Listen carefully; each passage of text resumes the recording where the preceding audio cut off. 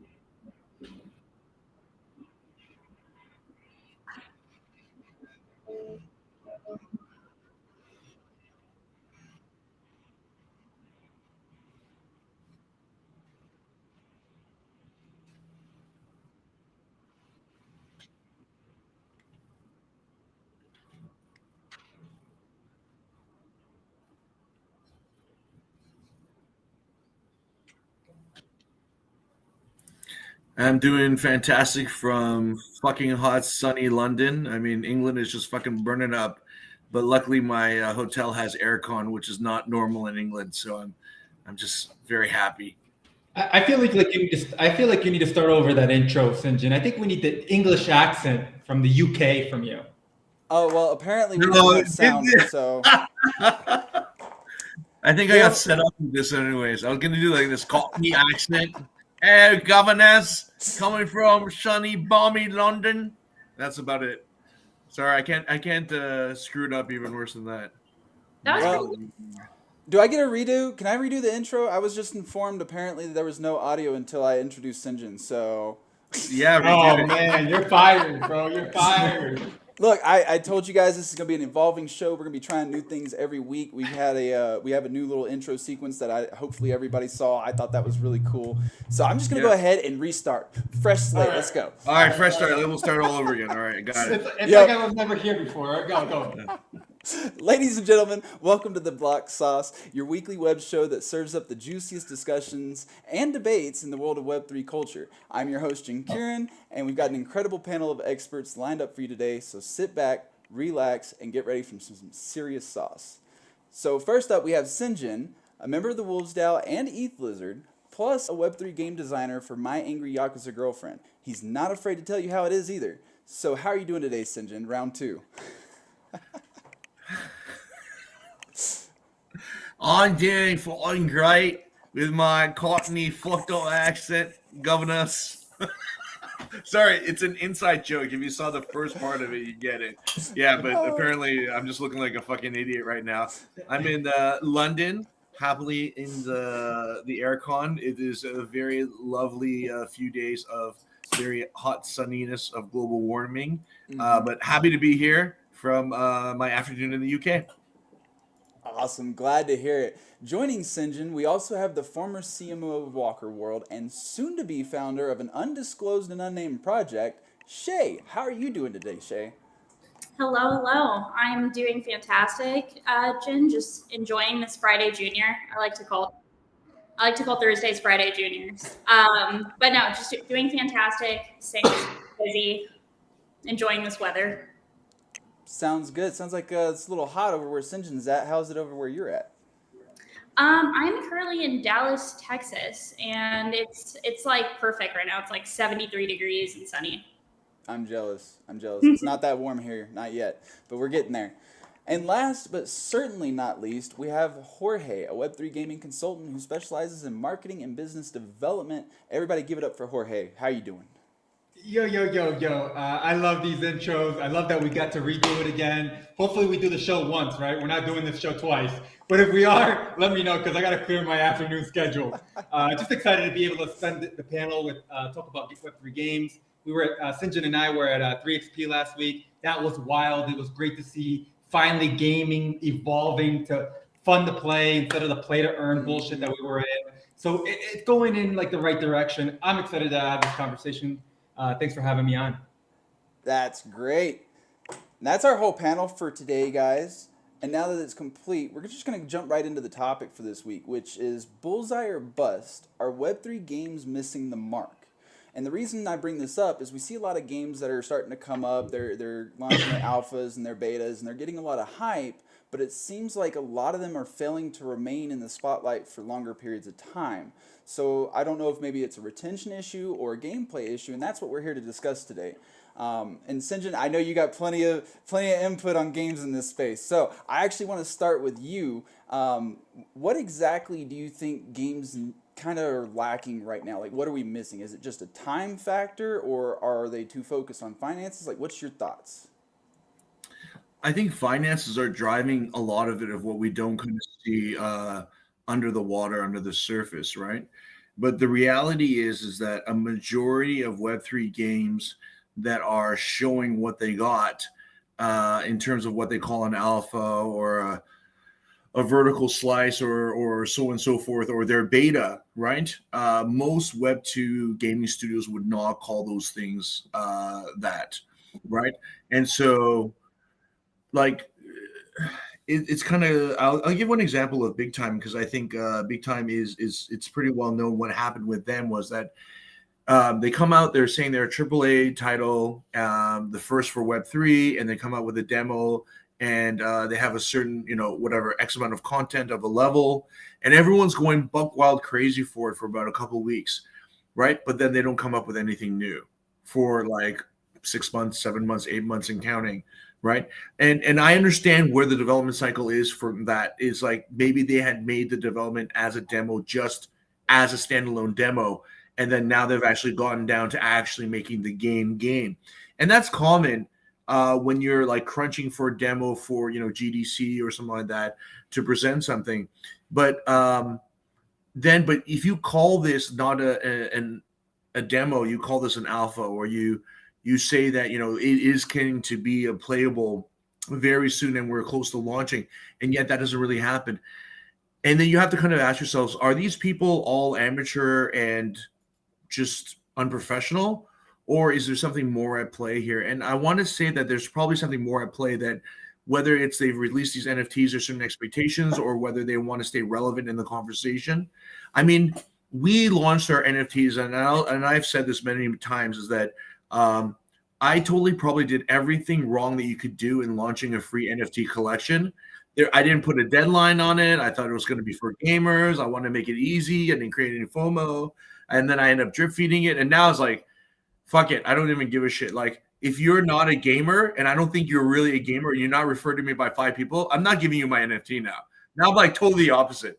And the reason why is because I've realized, hey, I'm terrible at that stuff. And we're just going to get to our game. But I was mentioning this as well, was that, a couple of colleagues actually asked if I wanted to join their table or their display at 3XP. And I said, no, thank you. I'm really flattered. But like, our game just really isn't ready yet to be presented in that way.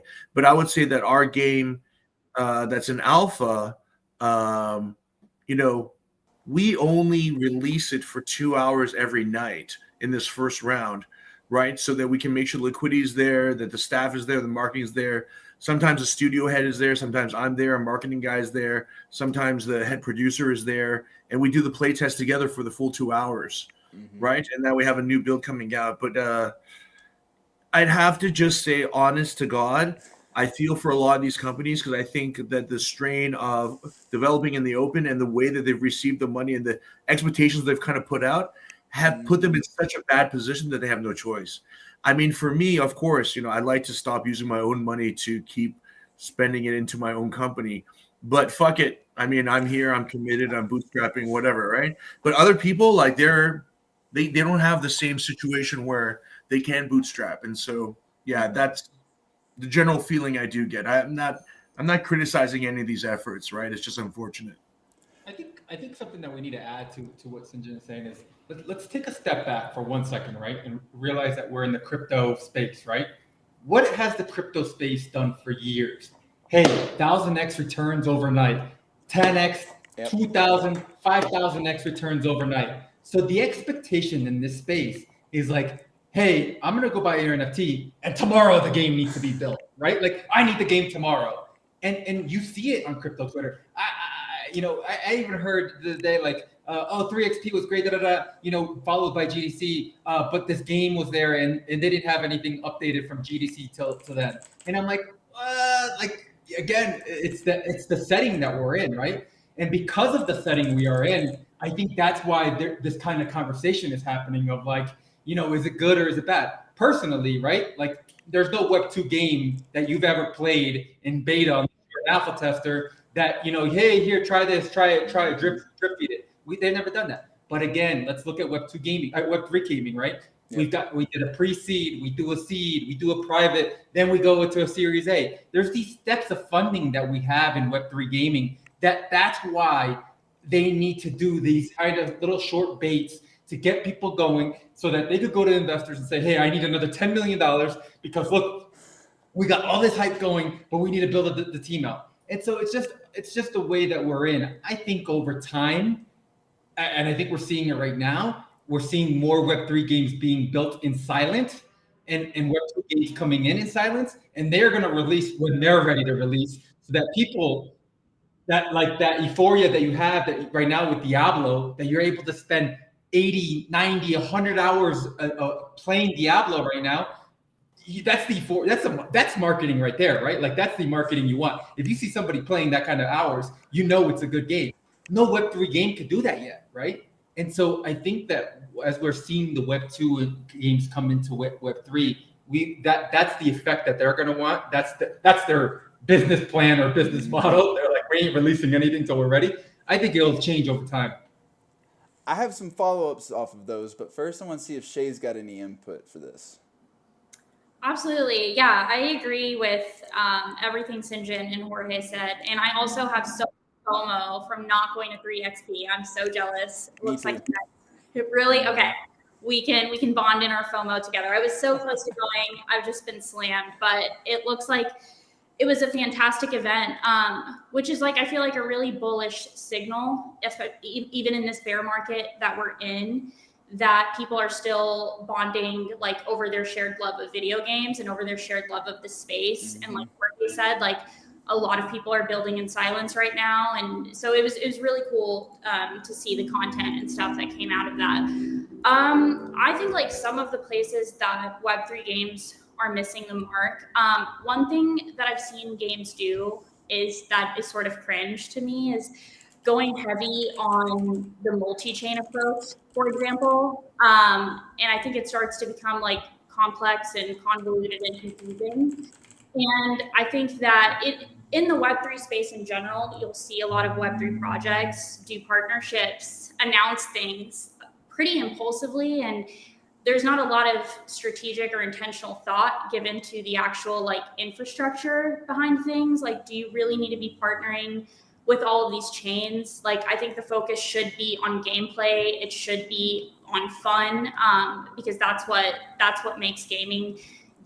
And I also think that in the Web3 gaming space as a whole, both games and creators, so like us, we should focus on hybridizing like our content. We should create content for Web3 and Web2 so that so that our content can serve as like a funnel, and bring more sort of brand awareness to the space. So, I mean, I could talk about all this all day. I think there's a lot of other kind of fringe things that, Web3 games or our space could improve on, but I think that I think it's slowly like getting better. So. Yeah, it's just going to take time. I 100% agree with the Web 2 content funnel. My personal experience, I play a ton of World of Warcraft. That's my game. I believe it was Jorge that just mentioned Diablo 4, 80 plus hours. That's my game, World of Warcraft, right? And this kind of coincides with the building in silence at the same time because we have Metapixel fixing to drop their second playtest for Grand Saga Unlimited. Nobody really knew of Metapixel or that they were building a game or anything like that within Web3 until gameplay was ready. Like, the whole building in silence thing is 100% working for them. They weren't rushed. They didn't have people clamoring, win game, I own an NFT, when do I get my value, blah, blah, blah. And I am able to translate my content directly from World of Warcraft into Grand Saga Unlimited. because they are both MMOs and because they both have similar content options and because they're both going to be focused around community and guilds and stuff like that. So I took Metapixel's trailer and I pitched it to my World of Warcraft guild. These are Web 2 gamers. They don't know what a Web 3 game is. They've never touched crypto. They don't know what's going on in the space.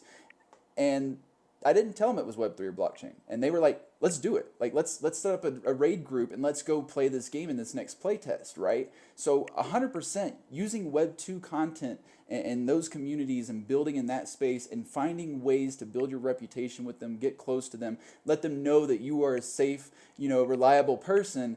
They're gonna take your word over anybody random on Twitter. Like if Joe Schmo's over there saying, "Oh, go buy this token, go buy it, this game's gonna be hotness, blah blah blah." Obviously, there's some signaling there for their own personal reasons, and this person doesn't know them. They're gonna look at that and be like, "Oh, it's just another crypto bro, right?" But if I come in and I'm like, "Hey guys, we've been raiding together for the last 6 months. I show up all the time. We have fun. What about this game?" They're much more likely to take that, So And Jinker, you said something right there very important. There's a difference between content creators and influencers, right? And I think that's a very huge topic as well. Like we have to make sure we know who we want to associate with ourselves, especially in the gaming space. Yep, and another thing is the multi-chain. I think it's a double-edged sword. I see why it's beneficial because if users have to go and create a new wallet every time they move to a different game and a different chain, they're less likely to jump between chains. They're going to find one and stick with it, right? So there's some kind of incentive with multi-chain that, hey, I don't have to have a bajillion wallets. I don't have to jump between chains. And I personally am loving this from games because there's one in particular, I looked at it and they were like, "We support AVAX." I'm like, "Oh, cool. I've already got an AVAX wallet. I've already got this. I've already got that." Like I just bought whatever I wanted from the game, right? I didn't have to go create a new wallet. I didn't have to transfer funds. I didn't have to go to buy from a new exchange and then transfer it over. None of that nonsense. It was just native, already there, boom, done. So I see some benefit there, but I also agree gameplay should be the focus, right? Your chain, the technology behind it, all that stuff. Gamers aren't going to necessarily care about that. They want to play a fun, engaging game. Like it was mentioned, I can't remember if it was Jorge or Sinjin, that 80 plus hours in Diablo, for example. That's what we need in Web 3. But my next question is, because it was mentioned, we mint out these NFTs and you see a lot of gamers, hey, win game. They want the game the next day. You're 100%, like you're right. Do you think it's beneficial to launch the collection before having something playable, or do you think projects should worry about getting something playable first and then launch a collection?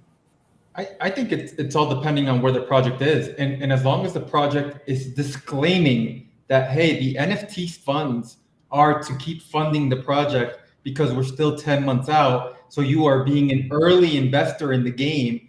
And, again, we are still on a roadmap that looks like we're a year out, then it's okay to do it. But the issue is we don't do that, right? Hey, 10,000 NFTs, our game, play this. And then people are like, well, when game? And then there's a spike up in NFTs. And then boom, a drop, like it just like rugged because people are like, oh, this isn't ready for another year. And so I think it's just a simple thing of communication, which we don't, marketing it in Web3 is completely different in Web2. 100%. Sinjin, you got something? You look like you're about to bust on that one.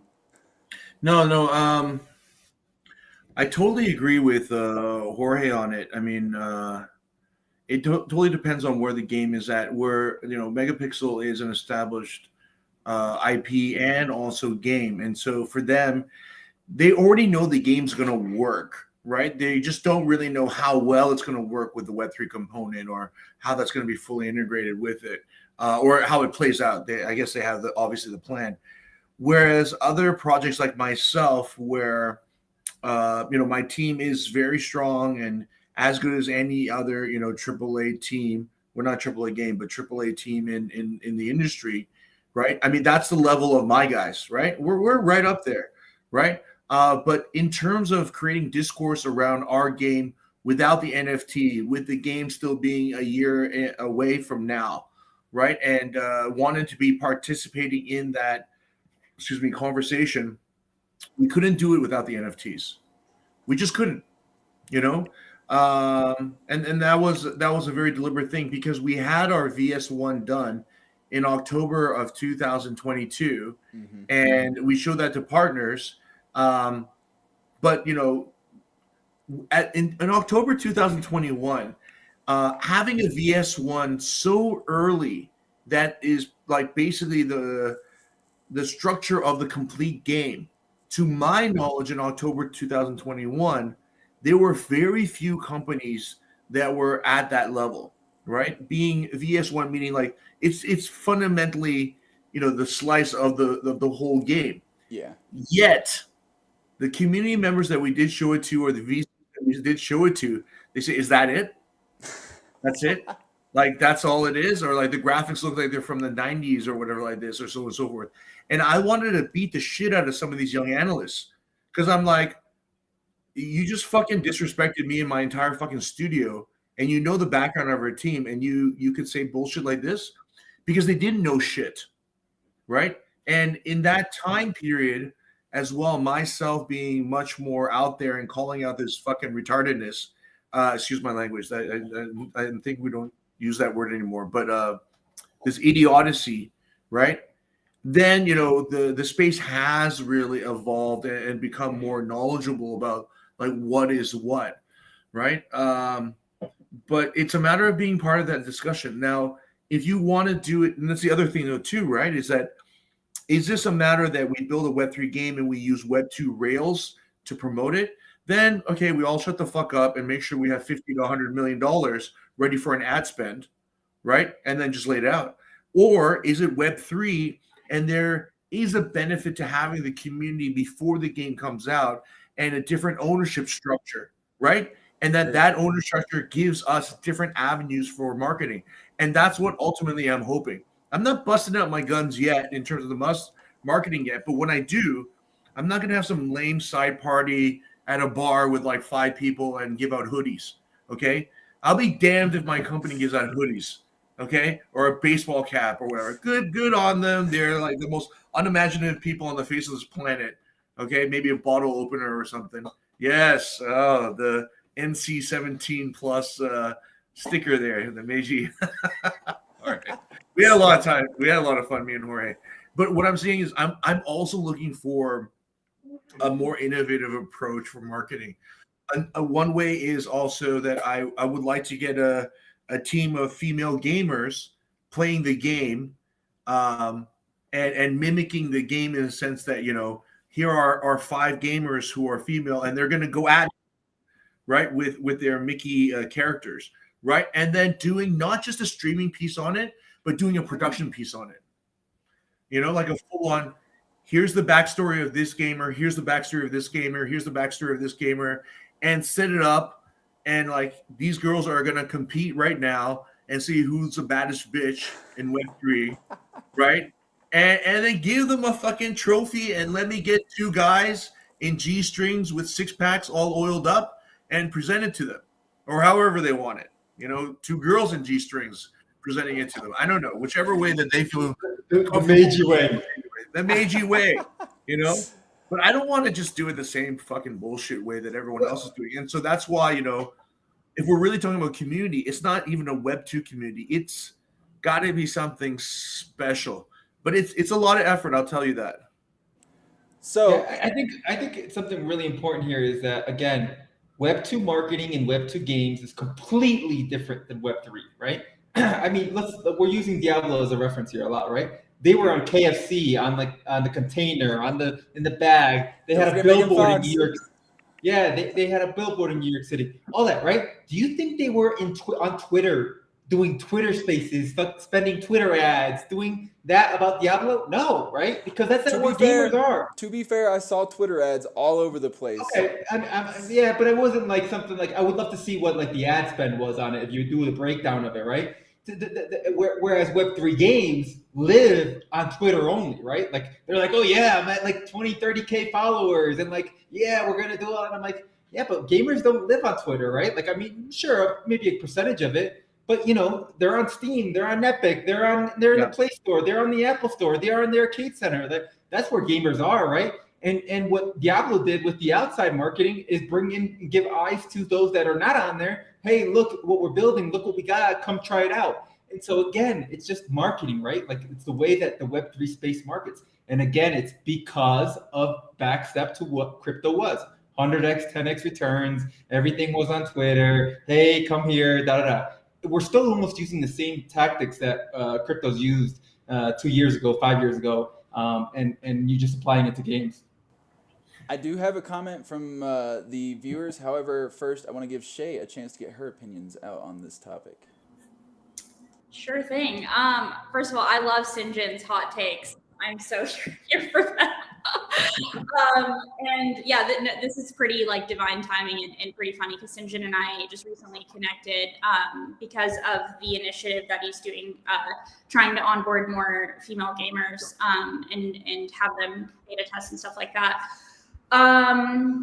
So back to the original question, I think it's a really unique question and answer because there are a lot of games that minted like in the bear market where we were just like throwing cost at walls to see what sticks and had more success than they were anticipating. And I think that they had to like roll with the punches. And their vision had to grow as a result of that. And I think they found, and you know, it is, I think they were, if you were in the right place at the right time and you launched your first NFT collection with the intention to build a game in the thick of the bull market, sorry, not the bear market, the bull market, you built your core community and you sold out your collection and you got some base funds, you got some funding. So I think if you're a game that found yourself in that situation where you already just minted in the bull, I think that's different. I think that there is a point where if you're not transparent about your roadmap, like at what point are you exploiting your existing community for funds? And like, why aren't you using the funds that you've gotten from previous months? Like, you know, how big is your runway sort of a thing? And I think another thing that like we saw with Yuga and Dookie Dash, like these mini games, people respond really well to them. So if you have a multi-year roadmap, which if you're building a good game, then you do, then, you know, look into doing these side experiences and like verticals and slices and mini games to keep the community engaged, to show people what you can do. Because if you can build a good mini game, then you can, you know, build like a good big game and a good legacy game too. So then just being transparent. I love how Sinjin said, he was like, we have a AAA team. We're not building a AAA game. That is so, like, as a marketer, messaging is so important to me. And I think it's so important to like set the right expectations. So I think more games should be doing that as well. Because even if you're not building a AAA game, it could take years because that's the nature of the game. Yep, and you just mentioned Dookie Dash. So I'm a gamer first and foremost. I'm not a speculator, not an investor. I'm 100% here for games. Dookie Dash to me was not a game. It wasn't even a mini game. It was a marketing vessel disguised as a game. And the reason I say this is because I, as a gamer in Web3 Twitter, never knew they were building a game. I'd only heard about Yuga Labs, obviously, because of their previous collections and stuff like that. Dookie Dash came across my feed, and I'm like, oh, they're building a game? Cool. Would I play Dookie Dash? No, but am I now interested in what they're building? Yes. So it was a great marketing vessel, but to call it a game, in my opinion, it's a stretch. I mean, it's an endless runner. Anybody can, with basic game development tools can literally go make one of those. There's hundreds of them, if not thousands, on the App Store right now as we're speaking. So to me, it was kind of, like I said, it's just marketing, but it was great marketing. Again, they're reaching gamers. There were a lot of people who got loaned NFTs. We saw esports professionals from Web 2 that were getting loaned NFTs to participate in this. You saw a lot of the Web 3 gamers getting loaned NFTs. That's the thing, is like there's so many communities like that. It's honestly a very like simple thing to build, and there's so many communities that are so thirsty just for anything, for any kind of experience, because like the team, they're just building and they haven't been able to play anything yet. So it's like, so I would challenge more games and more like NFT like communities and companies to build things like that before minting another collection, like at least deliver something before you go and ask your community like for more money. And you Yeah, also mentioned, but I think Yuga Labs is a little different here, right? Because even though they did all that, like, look at the way they're spending money, right? They went and hired Dan Allegre from Activision. They went and hired the game designer. I'm sorry that I'm forgetting his name right now. They are building a world class team of expert gamers, and so I think to a point, like at least they're doing right with the money instead of going and like hey, let's do another NFT or whatever. At least they're like saying, okay, we got this money. Do we want to be long? Do we want to have a long life in the space? Well, we need to bring in people that actually know what they're doing and actually know how to build games. And so I think like what's the next game, Legend of Myra or something like that, that's going to come out yeah, next that's month it. for them. I think that's their big showcase of everything that they've been building, right? Like I think this is finally where we are, we're with what's like the money being put into the space. And notice that kind of ties into the building in silence because we knew about Dookie Dash, but there hasn't really been a lot said, shown, or otherwise like play tested regarding this game that's coming up. Legends of What Mayra, I believe, is what it was called. Um, wonder if it's because it's all Web 2 folks running that company now. we'll see. We'll see how it works It's out a for very them. different beast, right? I mean, it's coming from the PFP side, right? And then there's people who are coming from the PFP side, they're coming from the DeFi crypto side, and there's coming people from the Web 2 side. I can say I'm from the crypto and the what do you call it, the Web 2 gaming side, right? But there is this massive divide between NFT gamers in Web 3 or Web 3 gaming and PFP people who are like, where's our utility? And then the NFT gamers are like, gaming, gaming, gaming, and Yuga Labs kind of doing it, and they're the only ones who are kind of making that transition. And these guys, these other PFP organizations who raised, what, a few million or whatever, they like have no idea what to do. Literally, like there's only so many hoodies and bomber jacket designs you can pull out and say that they're a streetwear bullshit fashion company and hope that it's gonna like take on hold, right? I mean, this is why you look at Pudgy Penguins, right? But Pudgy Penguins, if you think about it, in some ways it's great what they're doing in terms of linking the their QR code with an NFT and so on and so forth, right? But anyone in character like business content business, right? Setting up and creating like whatever dolls or whatever like that. This is not a massive innovative leap here of like genius here, okay? This is like the kind of bare minimum, and they did some innovation. So good on Pudgy and stuff like that. But I would love it if every single Yuga Lab ape decided, okay, I want a Meiji NFT. I'd love to give it to them. But what the thing about it is though they would look at the price and they would say, this is not worth it, right? So like our price might be $50 or $60, which is reasonable for a video game NFT or whatever like that, or a game purchase. But they're used to looking at something that's like $20,000 or $30,000 or $40,000. So their idea of whatever, and so you had two kind of different ideas on scale and on quantity, and then on the gaming side is like most game models can exist without a million downloads, and like 2 or 3% who are really pushing the system as whales or whatever like that. So it's an interesting dilemma, but I think again, as there are certain builders in the space who, whether they're building in stealth or not, who have a clear vision of what Web3 is, we're going to get there within, I would say, the earliest I would say is within a year, but I think we all get there in about 2 to 3 years. I think that's a pretty good timeline, honestly. I mean, as we're starting to see more and more of these games get fleshed out, they're running bigger and longer play tests. Eventually, the gamers are going to take notice, and they're going to be like, "Oh, there's actually quality games over here worth playing." So, I would say 2 to 3 years is definitely closer. I'm not sure we're going to see it within the next year. That's my personal opinion, but I don't know. With people building in silence now, it feels like we could have a surprise pop up today while we're speaking. And Well, next thing Jim I Karen, know, I will prove you wrong. I hope so. I, Please do. The sooner the I better. will prove you. I'm Uh, bringing out the big guns soon.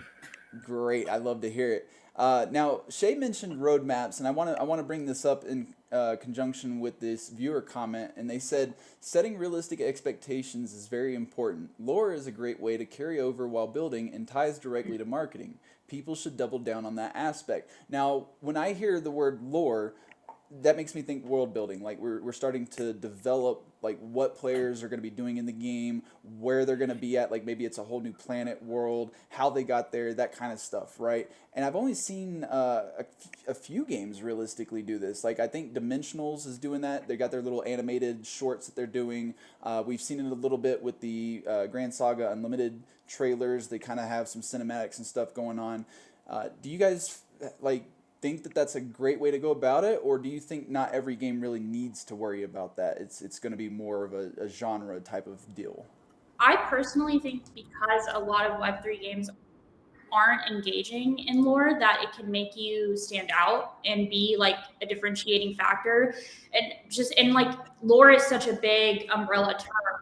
There's like you can have a comic book, like you can do these animated shorts, you can engage your community. Like I think one of the core ethos of Web3 and NFTs like is storytelling in a lot of ways, and so there's not a lot of games doing that. So why not tap into that? I personally am so bullish like on lore, and I think it has so much potential. So I would challenge more games to do that, and more games to tap into their community and tap into like other voices to bring that perspective and narrative to like their universe and their games and their worlds, because it's only going to make it more richer. So I agree. Yeah, I totally agree with that. You guys have all watched Mythic Quest, right? On Apple TV? No? yes, I just started it actually because of I wanted to learn more. Like I was like, this will be like an educational watch. Okay. I have a few So episodes. basically, it's on Apple. It's a TV series. I think it's in its it finished its second series or third season, sorry. And it's about a designer and a coder who are together in this, and they've developed this one franchise called Mythic Quest. Anyways, it's a fantastic show. I urge everyone to drop everything and just forget about the rest of this podcast. Just go out and just watch it from season one and enjoy it. But they have this one lore master, and there's a backstory on him, and it's a great backstory as well. But I have to say that lore, there's two ways to do lore, okay? There's the cheesy way and cliche way to do lore, okay? So you have a game, you have an objective, and you're going to kind of fill it out, okay? And then there's this kind of organic, much deeper idea of lore, okay? Because lore really is based off the lore of the game. It's not just a story that's parallel with the game. If you want to make a story that's parallel, go make a goddamn story and make it into a Netflix series or whatever like that, right? But what is it about this lore or the story that is intermingled with the gameplay, right? That like makes it more immersive and real. At the end of the day, doesn't matter if it's stylized like, whatever, stickmen or, pixel art or really, the game has to be immersive. And one way that the game is immersive is that the more lore that's there, the more you feel that when you are playing that character and knowing that backstory or whatever like that. And you get naturally so much more out of that, right? And so I would say in nowhere else could you really see, I guess, the authenticity and the real polish that you see in lore, because lore has a very easy way in the game to be very cliche and cheesy, honestly. I think Right? that's why like Hogwarts Legacy, I know it's a bit of a controversial thing, but I'm a Harry Potter fan, and I personally enjoyed playing it and just watching the game. Like some of my friends were streaming while they were playing, and I just felt so like immersed in it because it was so beautiful, and it was also like parallel to the actual story. And then you think like games like Death Stranding, for example, which is like one of my favorites because of just how beautiful like the narrative is and like how much thought and intention is put behind the story. Yeah. That's a great point. Jorge, how you feel about lore? He hates lore. No. Well, think about bottom it. line. There's those of us that like story, right? We play games specifically because we want the story. But there's a whole subset of gamers that are on the more competitive side. They just jump into the multiplayer. They don't care about the campaign. And I feel like Jorge's probably one of the more sweaty tryhards. I get that vibe. So he may not really care. I want his thoughts too. Yeah, I actually, as a gamer, no, I don't care about lore. So you are right about that.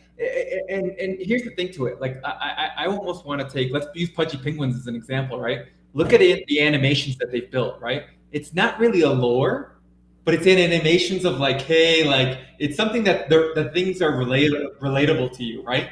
Now, when their game comes out, which I don't know how far out they are, it's one of those things that the game you've built a bond over, right, over their IP because of like, oh yeah, like I forgot to turn the lights on, oh yeah, it says like this morning was like, who could relate to this, and so like it's a different type of lore, but it's still lore.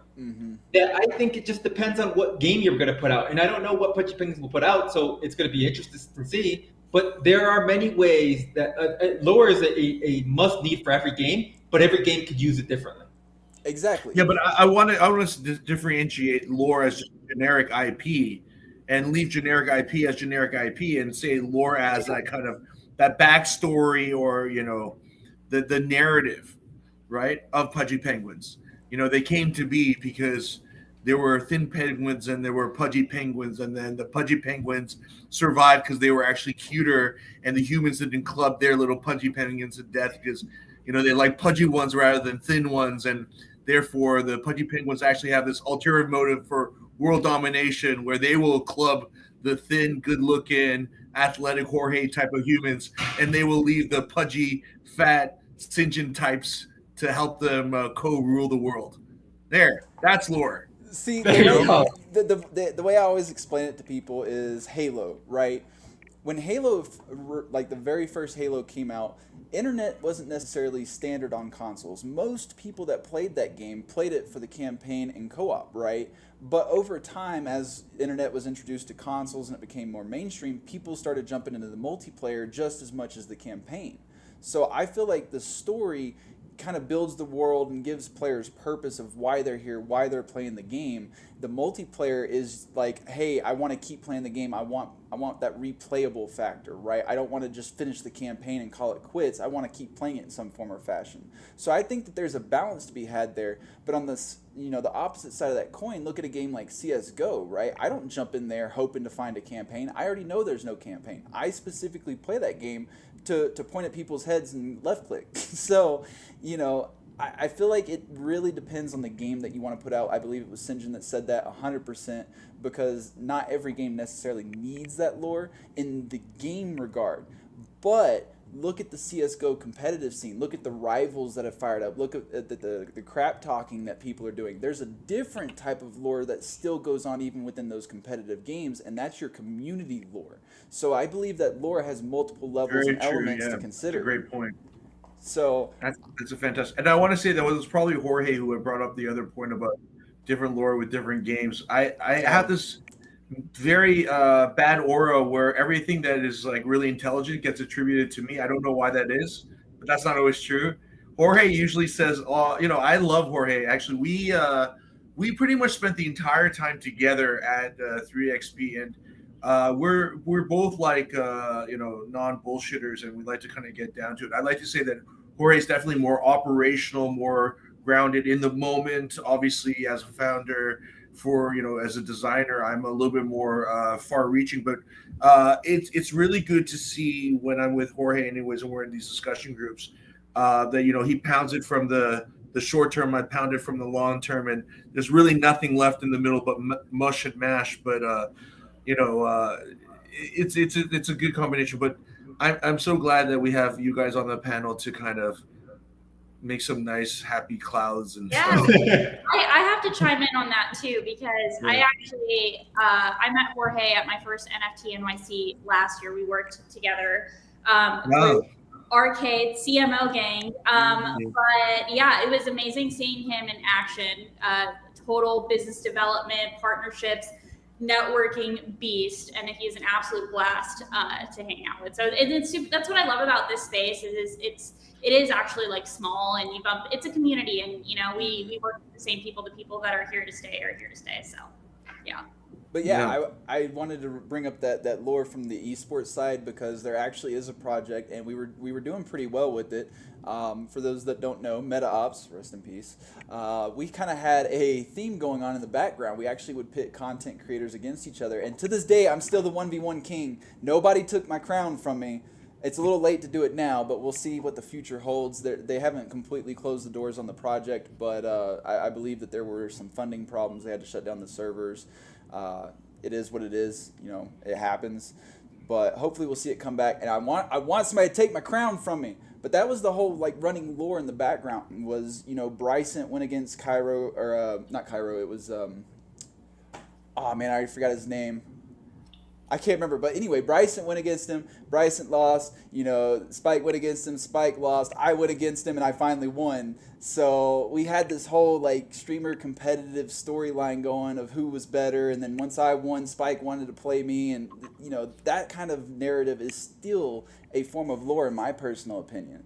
Because you look at games like League of Legends, Fortnite, you don't necessarily care about the teams. You're caring. Most people tend to care about specific players and their story, how they got there, how many hours they put in, what they're doing with their keybinds and stuff like that. They want to know everything around the individual, not necessarily the whole team.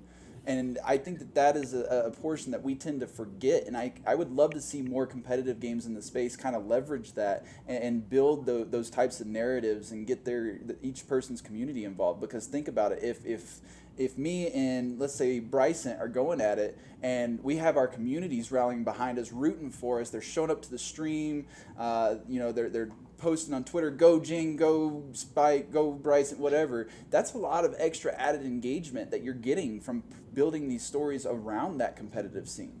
So something to it's think interesting about. you bring that up actually, because when I think about it, you know, most esports like history and the lore of that in that level, it revolves around like time periods, right? It's just like, you know, the Magic Bird dynasty or the Chicago Bulls dynasty, or when Team Liquid or OG, you know, was, you know, so on and so forth. But I think the other mistake that we've always made as well is that when we try to force it, right, and instead of letting it kind of happen as it is, unfortunately, I wish that the esports was more like a WWE when they get up to that kind of top echelon, because half these guys are on the spectrum to get to that level of pro gaming, right? So when it comes to like interviews and like trash talking, they don't really do much trying. They're like, oh well, he was kind of easy, and then they snicker and they run away. It's like, Yeah. it's not really like big trash talking there or whatever like that. So yeah, it's but definitely coming back to the lore and everything else. I think it's low hanging fruit, but I think as well people do understand that it does evolve, and I think for AAA studios, they leave it open. Like they don't like say this is the lore and that's it. They're like, this is what the art and the concepts are taking us to, and as the games get more evolved, and as there's more abilities and more functionality and more gameplay mechanics, how does that fit in the lore? And it's again another organic thing that you're mixing in to all these other aspects of what makes building a really fun game very difficult. But yeah, for Web3 gaming, definitely low hanging fruit. Like Metalcore's lore, I don't know what it is, but I'm sure if I knew what Metalcore's lore was, I probably like the game even more than I do. Have you And I do like actually it. play tested it yet? I have. Was it at the events or was it one of their play tests like you download on No, your I PC? got the code and then I put it onto. You Epic, played and it. then- They have You a played whole the Web3 intro scene that explains everything. Yeah, the tutorial thing. Yeah, yeah, I Oh, no, played no, that. no, no. There's actually like a little story cinematic thing that tells you like the Earth in 20, 30, 40. Oh yeah, but that lore was not memorable enough for me to remember it, so that's not really Fair. counting as lore. Okay, Fair. it's gotta hit you. Sorry, Metalcore. Sorry, And Jerry. like think I about love you, buddy. The Last of Us. I feel like is a great example. Yeah.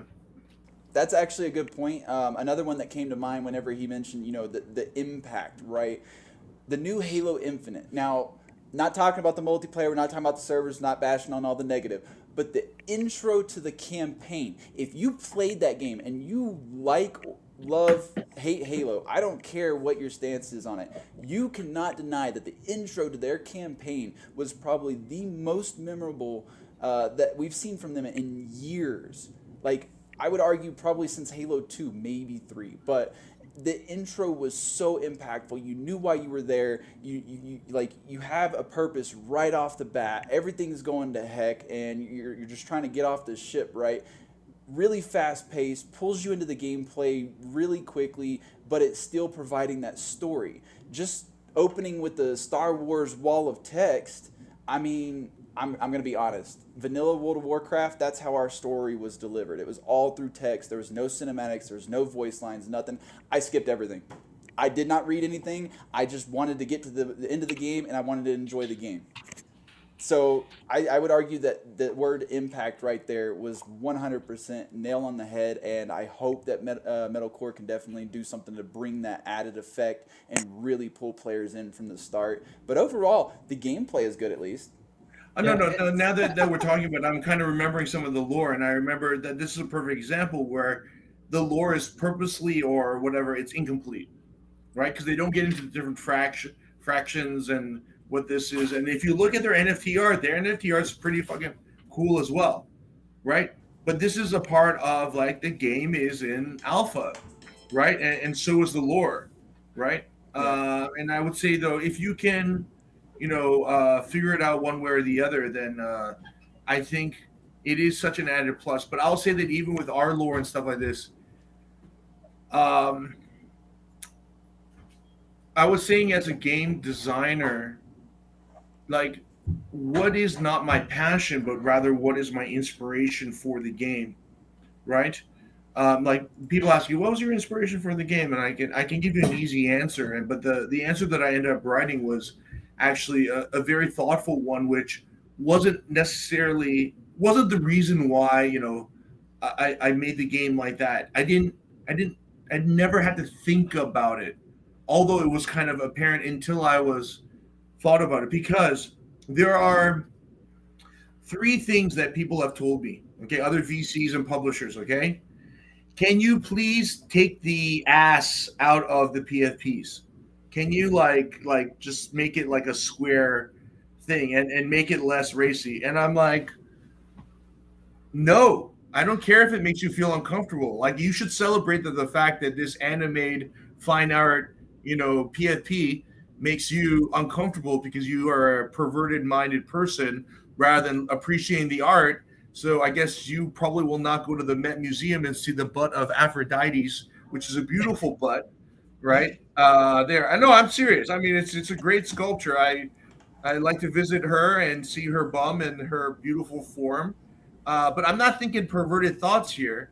And then I've had other people say, okay, why my angry Yakuza girlfriend? And, it's like the girlfriend part is problematic. The angry part is problematic. The Yakuza part is problematic.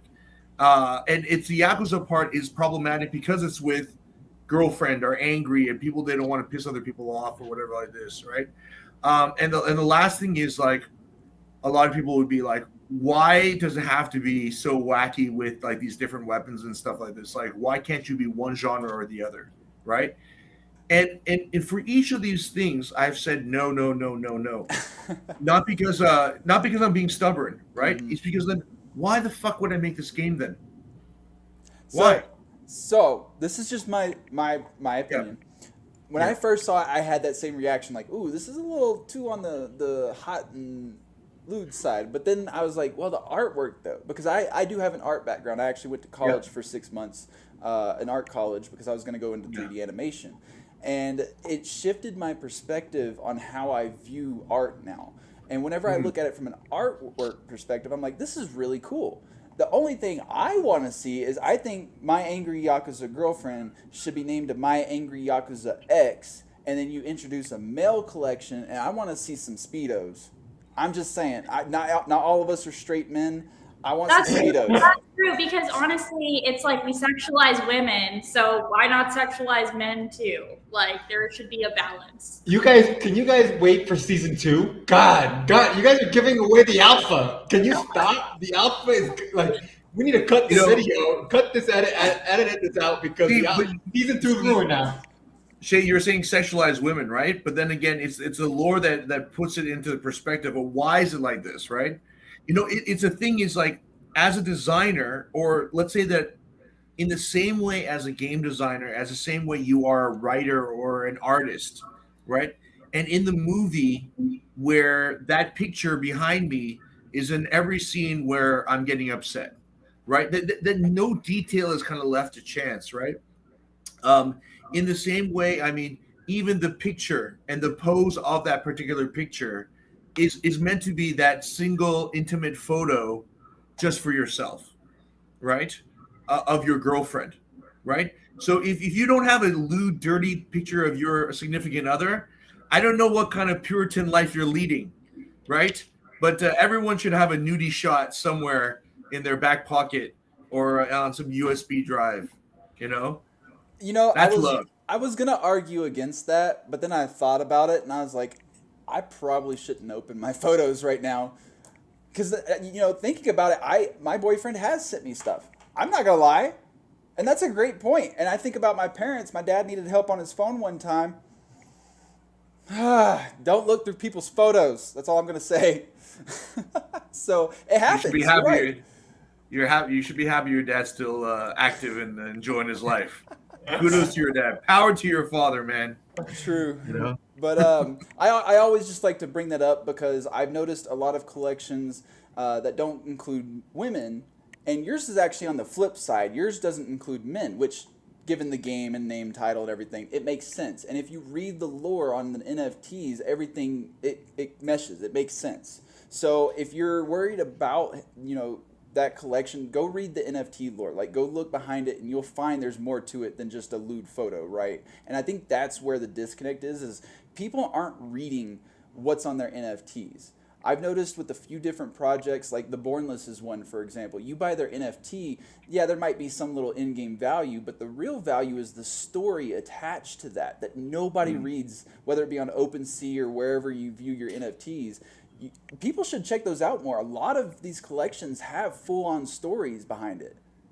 So I'm just saying, lore is a big deal to me. And Shay had mentioned comics earlier. Now this feels like a missed market, like not marketing, revenue opportunity. When you want to use your story, look at pretty much any big game, right? World of Warcraft, Halo. They have book series, they have comics, they have all this merchandise and stuff, all these little toys and gadgets you can sell and get direct revenue and not have to worry about the Web3 side. I think that's a great idea. I would love to see more comics. I've got, you know, a big collection sitting in my closet right now. I've read them all.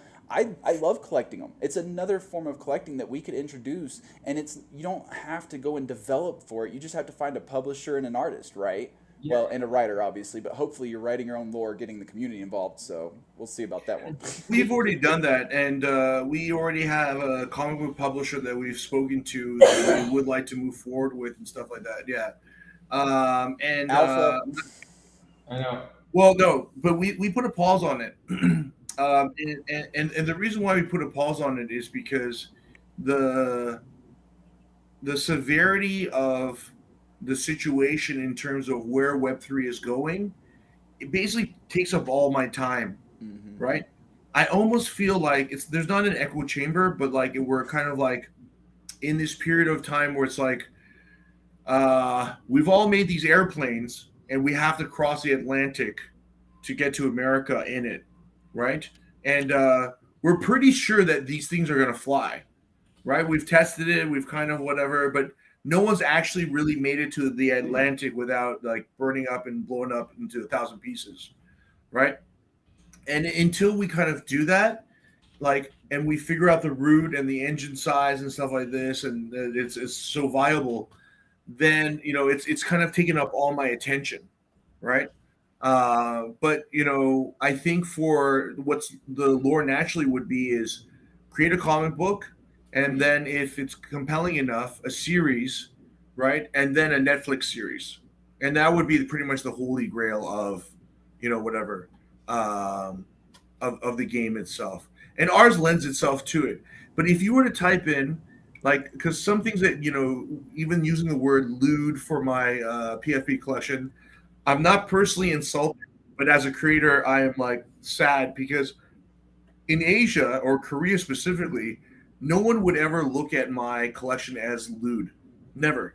It's a Right? They Western would. thing. It is very much a Western thing because if you've grown up with anime, immediately you'll see that it's fine art. You'll see that it's very tastefully done art. It's not like the boobies are here pressed up, and like that's very typical, right? Or a little mini skirt, whatever, like this. It's Risque very, is the word. yeah, yeah. But ours is a very, very specific pose in a very specific way. Um, and so uh, even the title "My Angry Yakuza Girlfriend," if you type this into Google, "My Wife is a Gangster."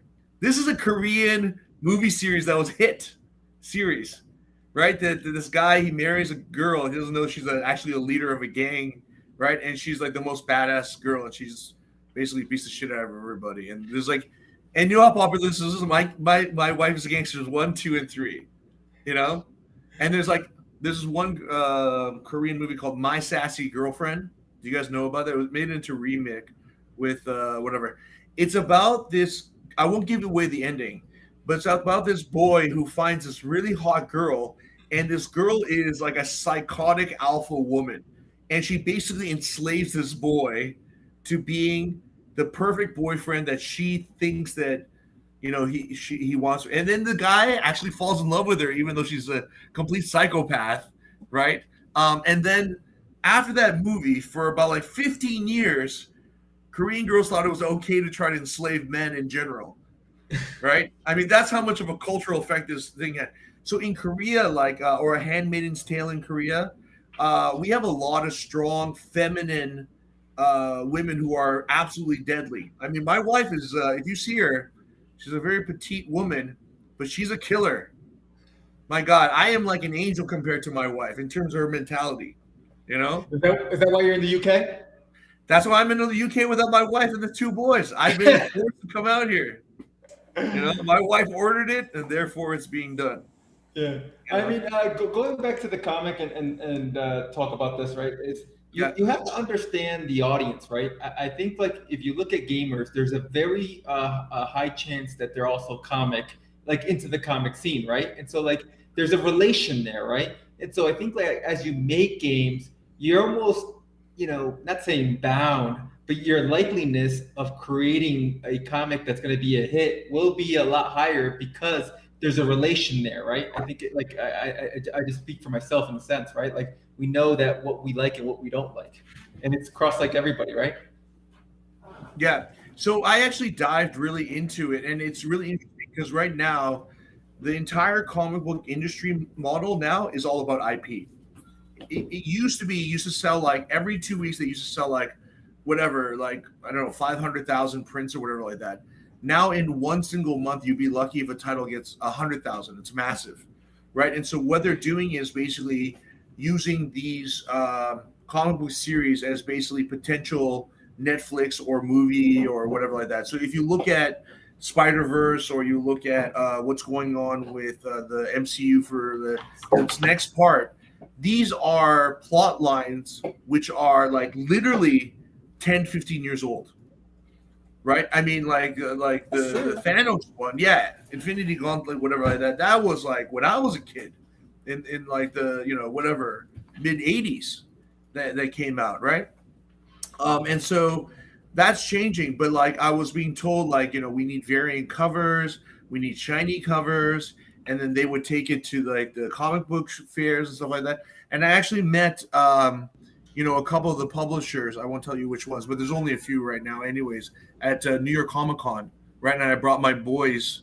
I brought my youngest boy and his friend, and they're like Dragon Ball Gundam lovers, and so they were just going crazy. And meanwhile, I'm like going in front of this comic book. Yeah, but I would say actually the cost is not prohibitive at all. It's very reasonable, and you can make some money back.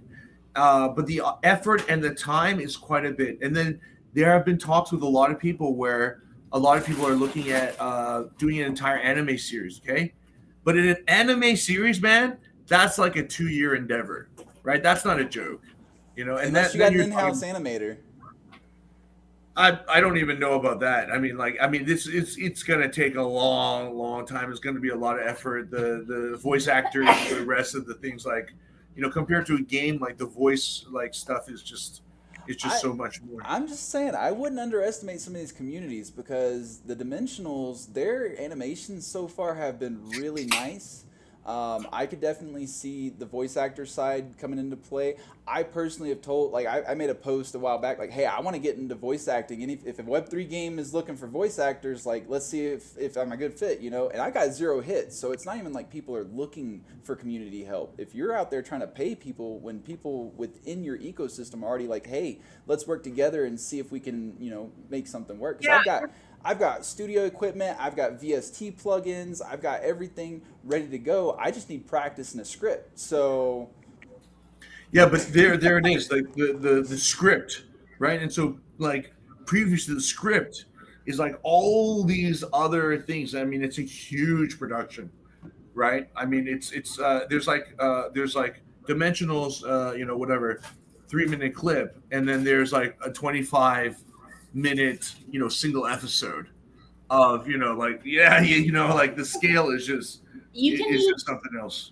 use voiceovers and things like trailers to, like, this community that I'm part of, or this project, a blockchain being built called the Root Network slash Futureverse. Not sure if you guys are familiar, but their trailer that they released for, like, their universe, the Third Kingdom, with these different, like, NFT collections, Fluff World, Altered State Machine. They actually did, like, a casting call out to the community, and the entire trailer is community voiceovers, and it came out fantastic. And it's like it's accents from all over the world and people from all over the world. I'll have to, like, send you a link to it to check it out. But no, I 100% agree. It's like, if you don't have the bandwidth and the resources in-house to do it, then put some feelers out to the community, to the world, encourage them, give them, like, a sandbox to play in, because you never know, like, what's going to come out of it. We did a lore contest at Walker World, and we, like, the submissions that came in, some of the submissions that came in, like, went above and beyond the guidelines that we had. And I actually ended up hiring, and now I consistently work with this designer that I found and met through that contest, because I was such a big fan of his work. And so now I work with him for different things. So yeah, you never know what will come out of it. So that's Absolutely. a great point. So I want to get into the good and the bad and the ugly before we wrap things up. I want to know what you guys feel games are doing good, what they're doing bad, and what they're doing ugly. It's pretty simple. So I'll go ahead and go first and give you my examples. So I think that Web3 games are bringing a lot of unique ideas to the table. I think everybody understands that you're not going to be the next Call of Duty in Web3. It doesn't work that way. You have to find something to set yourself apart and make your game stand out, because just copying ideas isn't going to be enough, and slapping Web3 on it isn't going to fix that problem either. So I really love a lot of the various ideas we've seen out.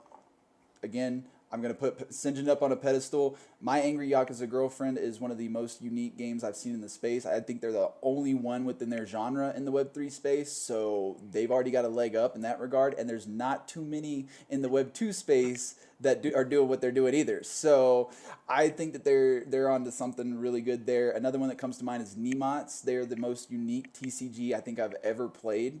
So these ideas to help them stand apart, 100% coming through in great ways. Love to see it.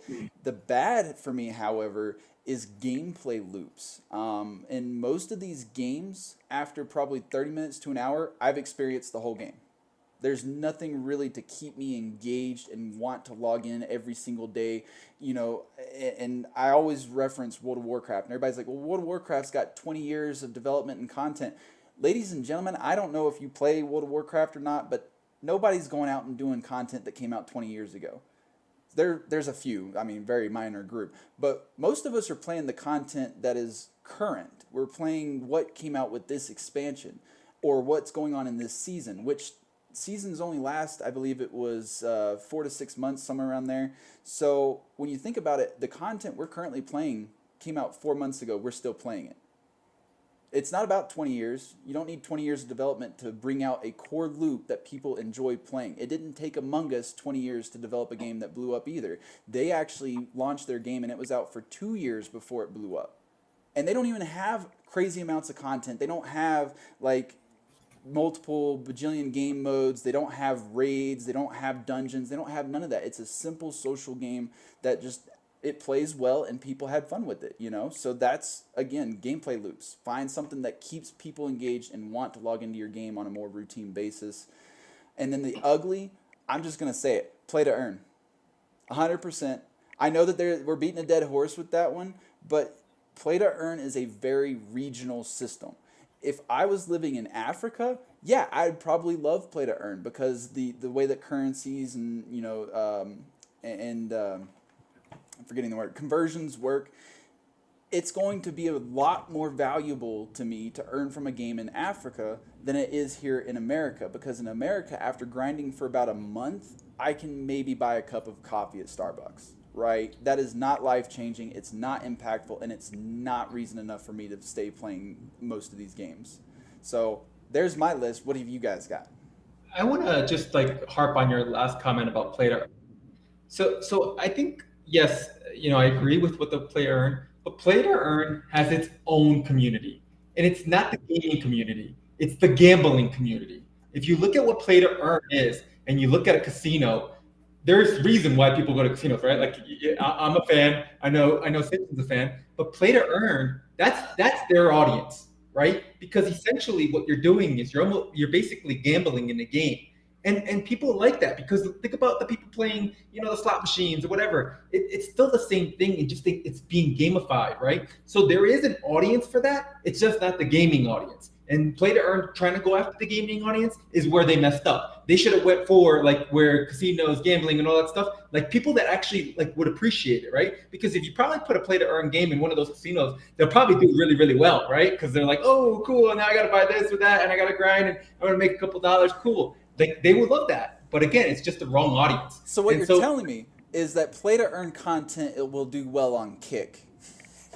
I don't know what. Yeah, I'll give you my good, my bad, and ugly. I'll go through it quickly. I think the ugly is just simple is that we're still early. We're too early right now. We're still 2, 3, 5 years away from it really being huge. It's great to see that the narrative is being changed. It's great to see people showing gameplay. So it's just that we're early, right? The good that everybody's doing. Look, I think it's the good is that we're all recognizing it. We're all speaking about it publicly now, right? Because if you looked at Twitter Spaces 2 years ago, you looked at YouTube Spaces 2 years ago, it wasn't being spoken about this. It was like, oh yes, the token 100K, yeah, it's gonna take 10K, and this is why you got to buy the NFT. And so it's good that the narrative's changing. We're being public about it. We're talking about it. We're realizing that hey, we have to talk to gamers like gamers want to be talked to. We have to find gamers where gamers are. We have to understand where they live. And so like we're finally understanding the metrics to what we are doing in gaming that, okay, like let's change what we've done for the past 2 years. That's why I believe that we're still in year 0 of GameFi or gaming or whatever you want to call it. I don't want to call it Web3 or Web2 because Web word that we use in Web3. You go to you went to GDC and you go, hey, are you Web2? And they're like, what the fuck? What are you talking about? What is Web2? What does that mean? And I was like, I'm in game development, and I'm like, oh yeah, you're right, you're in gaming. And so like the Web3, Web2 words are only made up in our world. So again, we just have to take the barriers down, the language, figure out how to speak to everybody, and we're all gonna win. That's actually a great point. I talked to the artist, I believe it was the lead artist from Dead Drop. They had like a little community thing where the developers and stuff were in their Discord, and you can go interview them and talk to them. And I asked him about Web3, and he's like, "What's Web3?" He's working on a Web3 game, and he didn't even know what Web3 was. I'm just saying, I'm right there with you. Gaming's gaming. I don't think we need the descriptors, but I also understand with us being early, it does kind of lend itself in our favor to kind of. It's like I'm a mobile streamer versus I'm a console streamer versus I'm a PC streamer, right? Everybody kind of has their own forte, but I think eventually those labels are going to 100% go away as the technology becomes adopted and there's no stigmas around it, and we're just going to call it gaming because that's what it is realistically, 100%. Who wants to go next, Sinjin or Shay? Go ahead, Shay. Sure. Okay. But by the way, before I start, can I just say that I wish I would have worn my headphones so that I could match you guys and feel like I'm part of the cool kids club. The ugly. Yeah, I will say that I feel like if there are any Web3 games that are painfully hard to play, and if you have to buy an NFT to play the game, if there's a barrier to entry, like gamers don't want to go through that. The point that Jorge said, messaging is so important. I think there's like a balance between we want to evangelize the technology that we're so passionate about, but we also don't want to like shove it down people's throats and like, turn off gamers because the focus should be on gameplay. Like Web3 games should just build for like Web2, launch in Web2, build a user base, and then bridge people over to like Web3. That's definitely like a strategy. I think the bad, well, it's like good and bad, interoperability. I think that's something gamers are super excited about in terms of being able to bring their assets across different marketplaces, different ecosystems, different universes. As games are building that functionality out, I challenge them to, I guess like one of the concerns is, well, we want to be interoperable, but players don't want to have like a convoluted bad user experience. So how are you going to solve for that? Are you going to partner with like 100 chains? I don't know. That doesn't seem like the most ideal solution. So that's something to think about. And I think the best titles in this space are going to utilize the best of both worlds and have off-chain and on-chain components and be able to strike like a really good balance between those two things. The good, just this community, like just this, conversations like this, the space, having, I feel like there's more more female representation. I really appreciate you having me on. And yeah, like I and us just being passionate and educating each other, even through this bear market, we're building and we're ready. Like we're ready for the bull because we just keep on going. So yeah. That's a great point, and I'm glad you brought up the representation of women in the space. I've seen so many more speakers, so many more panelists coming up that are, we're used to. How do I say this? I play World of Warcraft, right? And the other night we joined with the new guild, and there was a woman in the Discord, and somebody goes, "Oh my God, it's a woman!" We're seeing less of that, thankfully, in this space because this is supposed to be a space for everybody. It's not some like gated community where only the cis straight white men can get in, right? We're supposed to be pushing this technology which has no gender, has no sexual preference, none of that. It's just technology.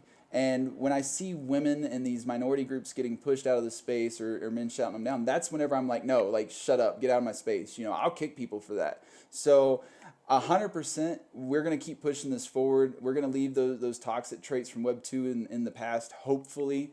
I'm praying.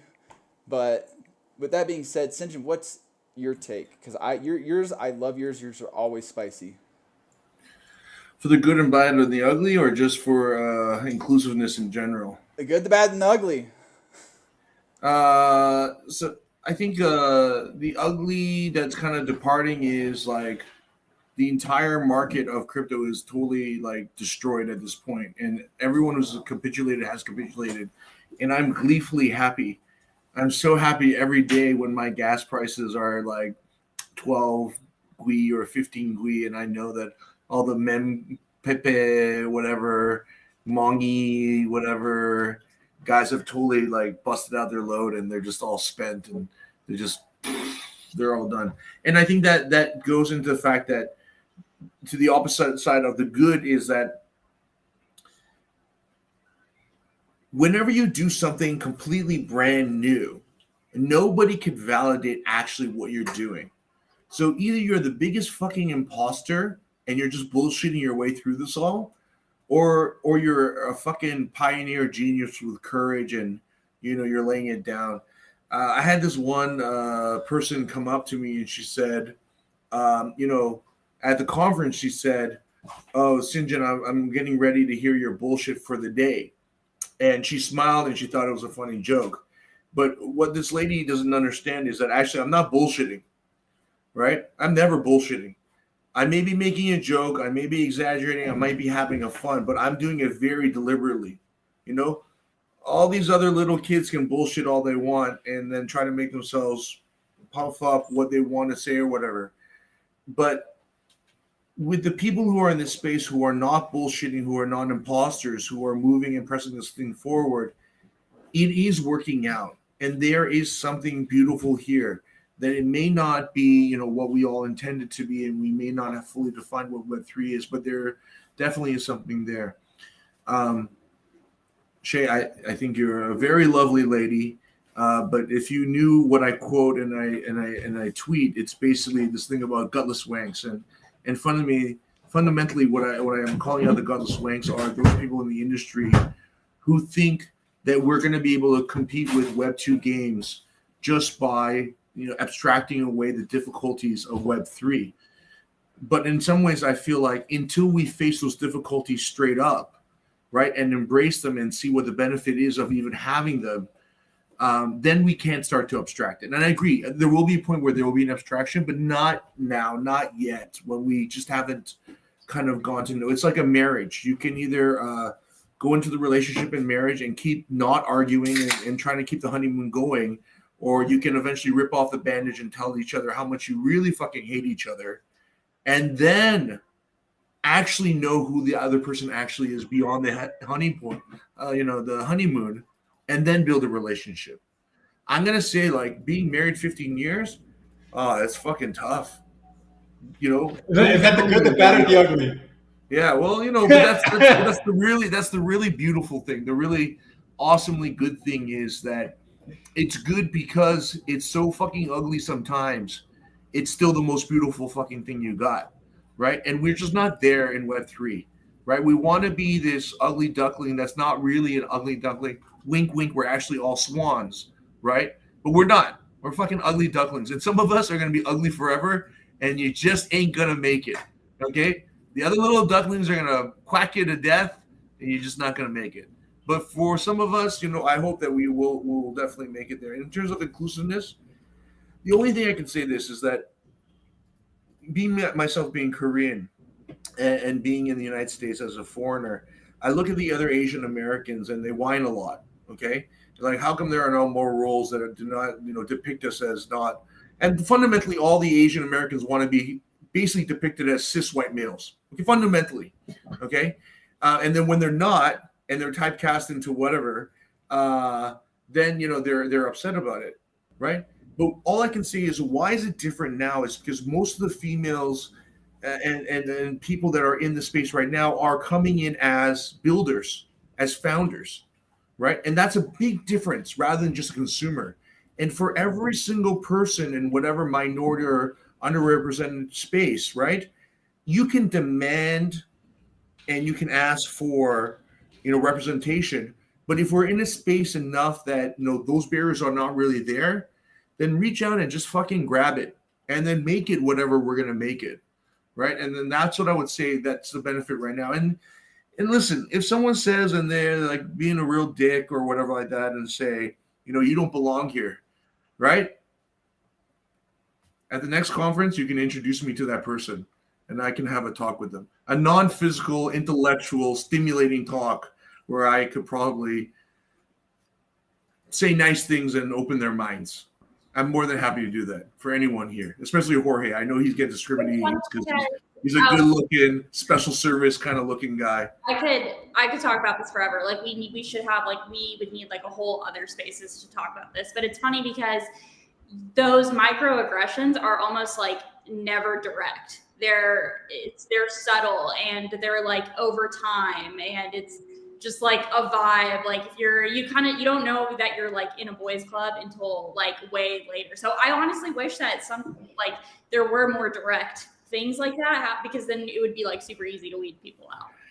I have to say though, like I've had a discussion with my older female friends, and what they've said is, and I don't know if this is applicable for this particular generation, is that in their experience, it was always an older male mentor who was able to, how do I say, support them to kind of anticipate or to kind of like point out that this is a microaggression and this is bullshit. Like why don't you just fucking stop it right here, right? Because the woman may have not always been in that position to be as aggressive, because then they'd be looking like they're, psychopathic, hysterical woman, which would be the stereotype, overreacting, right? Yeah. Whereas the guy's like, like, I know what you're fucking doing here.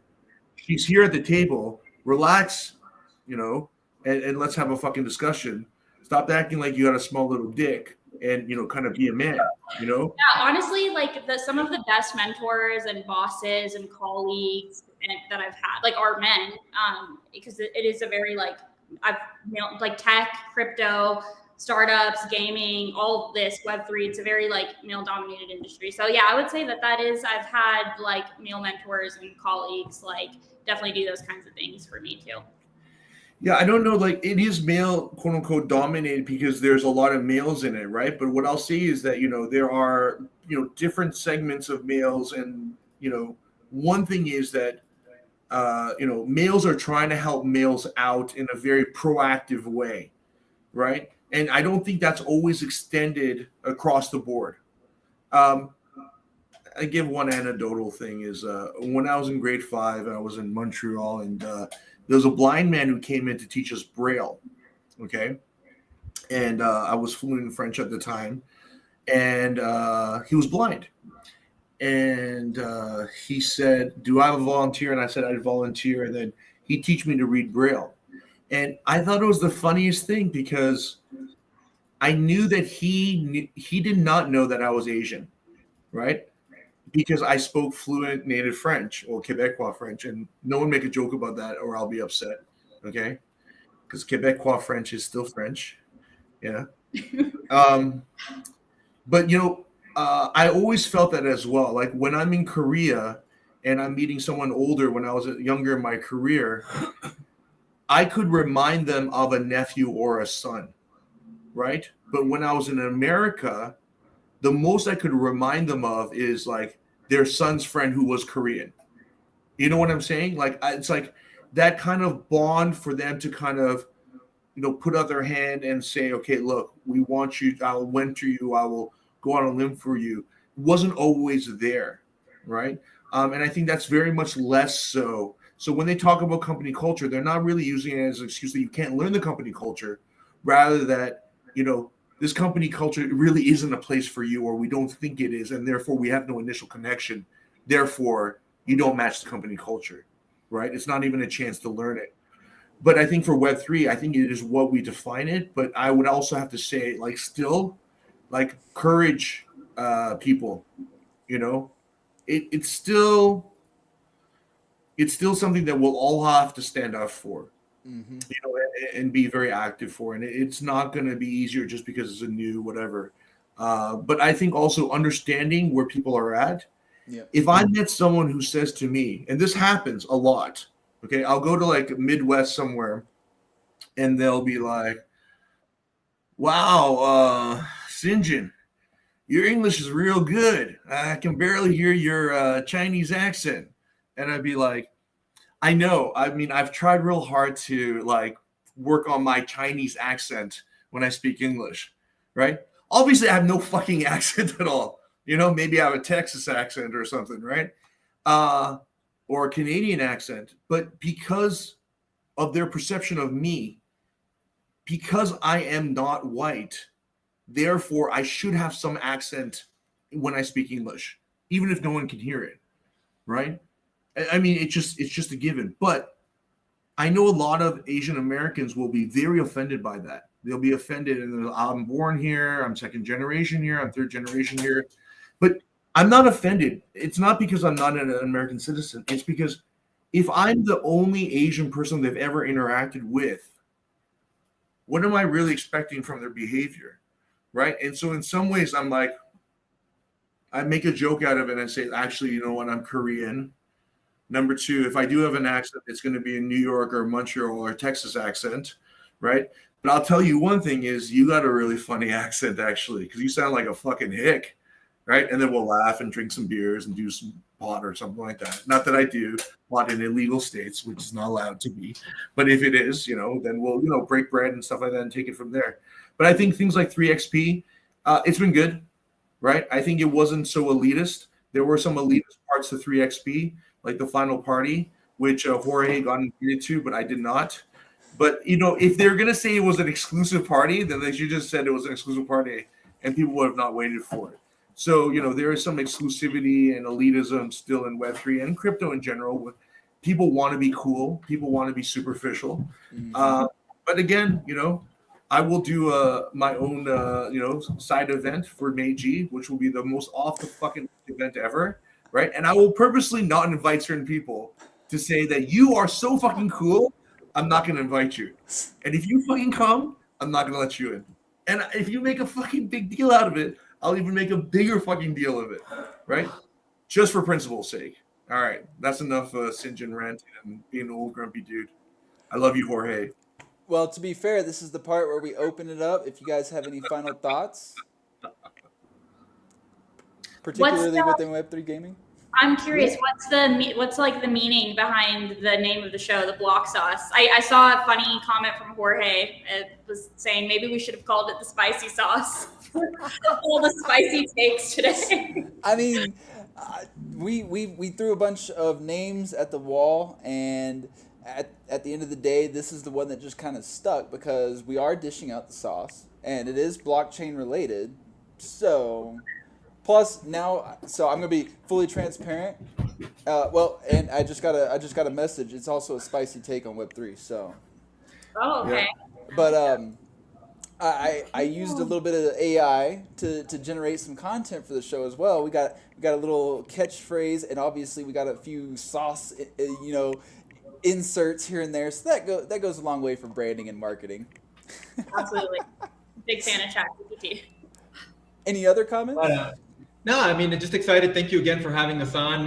Really excited for everything that we're doing in the space, to have these panels on the board. I mean, they're all leaders in the space. Everybody that we should all be following. Everybody that, like I said all the time, it takes zero effort or zero. It costs you zero to like and retweet. So make sure you're liking, retweeting a lot of our friends in the space.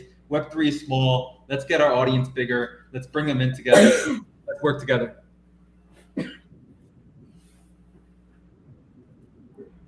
I might make it a female-only party. That's what I've decided.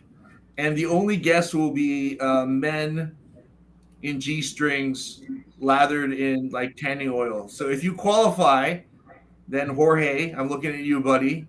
You sexy beast. You're always sending all those workout photos on your Twitter feed. Yeah. And I guess it's okay that you're married. We'll let that one pass.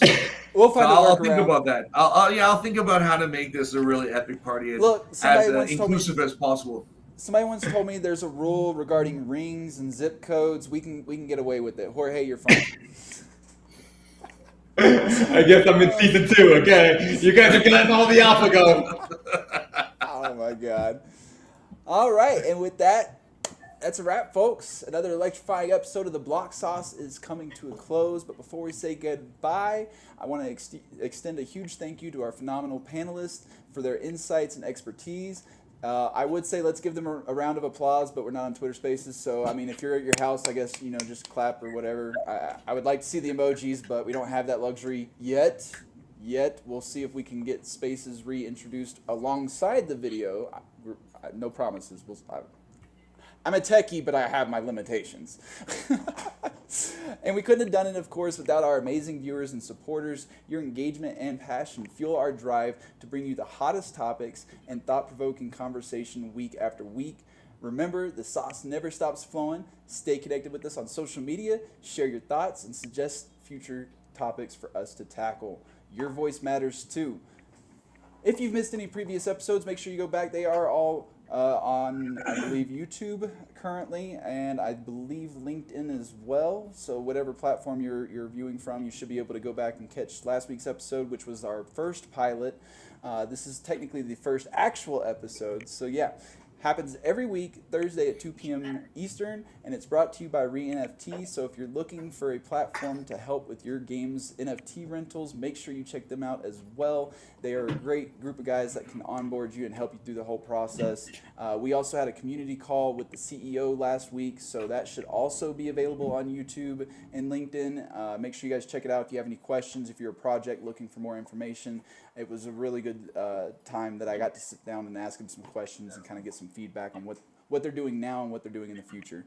So until next week, stay saucy and keep rocking Web3 culture. Thank you guys and have a good one. Have a great one, guys. Also, shout out Rod. Shout out Rod. Shout out to Rod and Jean Karen, good job, and Shay as well. And Jorge, you sexy beast. Always on point. All right. Thanks, guys. Bye, guys. All right, guys. Love you guys. Take care. Bye. Ciao.